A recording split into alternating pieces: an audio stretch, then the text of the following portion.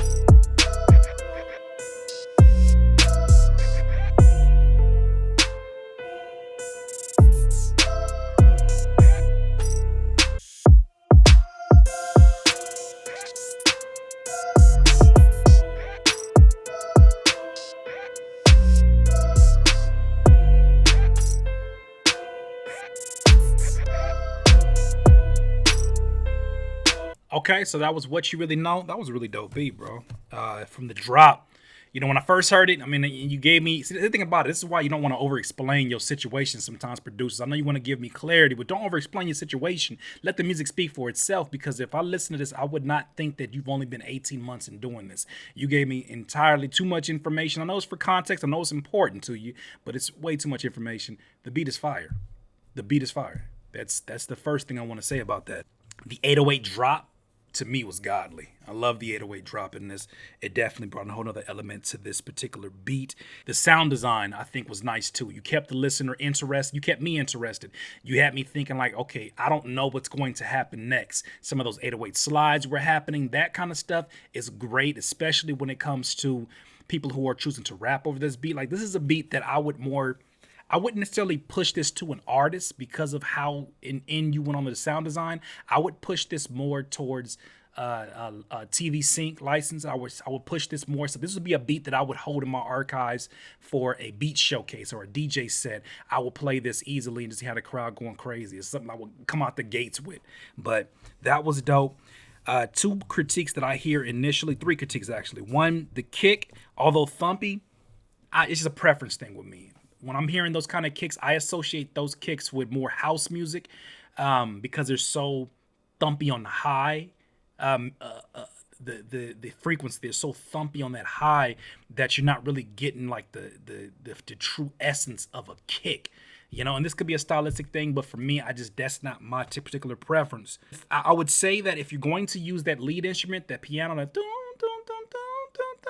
it can get very repetitive if you do not choose to utilize some effects or try to find ways to maybe, use some kind of glitching effects. You can use FL Studio glitch. I don't know what you use, but whatever you use, you can basically use that in order to give it some variation. So where even though it's the same melody, people feel like they get a different feeling from it. I mean, even taking it down an octave on those keys would be interesting. Even like taking a key out and moving it and shifting it slightly to the right. We're talking about like on a piano roll, shifting it slightly to the right. That would be interesting as well. That was one thing. Add more melodies to the lead sound, and then also too, I think that I would have liked, even though you had sort of those choir vocals in the back, I would have liked to see another melodic accompanying instrument. That would have been nice. But that's that. Let's listen to another beat. This one is called "Run Up in Your House." Put a gun in your mouth, fam. Why are you so mad?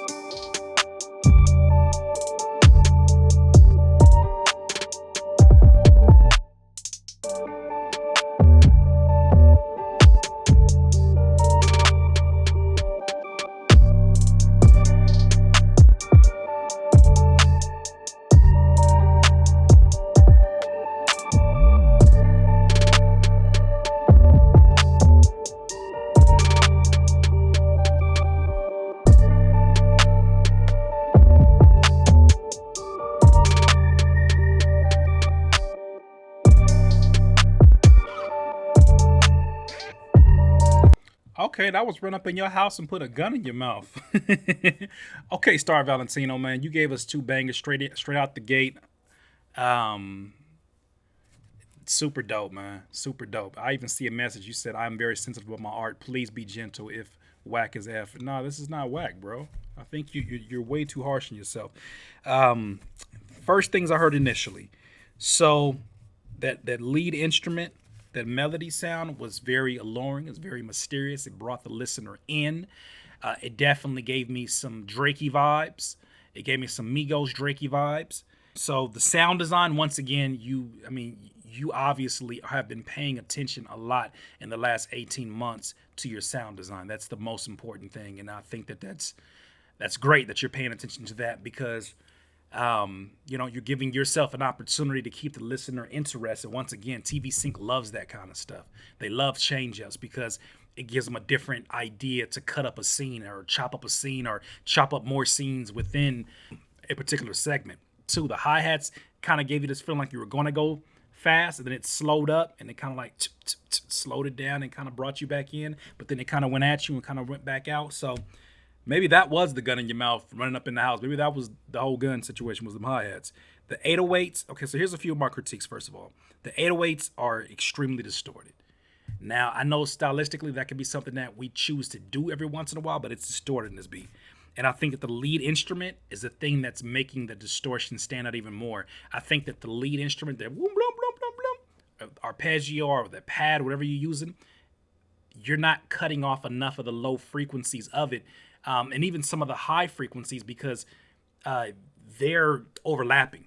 They're overlapping. Those are completely overlapping. And sometimes you can bypass the whole frequency gain by running it through like a high pass filter, which, you won't get as much of the spaciness of it, but at least you will have equal space for each instrument. But right now that 808 is distorting even as is. I think you want to tighten up that 808 or even find an 808 that is much more full, because right now this one is even though you're not trying to make them long 808s, it still is something that I think you would benefit more from using a different type of 808 that's still in that distorted category, just not that one. And I think the kick along with that it just kind of adds to that whole distortion factor. But this beat is dope. I mean, overall, the beat is dope. Let's just say that. The 808, the 808 rolls, the 808 snare rolls in the back, too soft. Bring those up. That's something special. That's something that shows somebody who's listening to this beat. This is not somebody who just looped the beat all the way around. This is something that somebody paid close attention to add these rolls that show me some variation, that show me that they took some care in doing this. So that was that, man. Two super dope beats. You sent me a third one, but man, I said it clearly on the website. 2 beats, my friend. But I really appreciate you jumping in here and getting this VIP pass. I'll go ahead and read this message a little bit later. But thank you for sending this. Your information is right here. Those that are trying to connect with them, go to Star Valentino Beats with a Z. Twitter is Star Valentino1. Facebook, Star Valentino. YouTube, Star Valentino Beats. Thank you. So we're going to go to one person tonight. Keon Major. So Keon Major, what's going on? I go by the name of Keon or Chef Major, okay? Chef Major. I've been making beats for 4 years, but I've been seriously making beats for the past year and seriously selling for a couple months. I recently really got into Curtspiration series, and it's just as entertaining as it is helpful. So thank you, and please keep inspiring us producers, because I find myself getting discouraged sometimes, and the game you spit on your videos bring me back on my feet. Blessings, my friend. I'm glad to be able to do that. Keep conspiring. All right, Chef Major on YouTube. You left us a YouTube, and you left us some YouTube video beats. You gave us 2 of them. Which I'm gonna listen to? Let's listen to Wavy.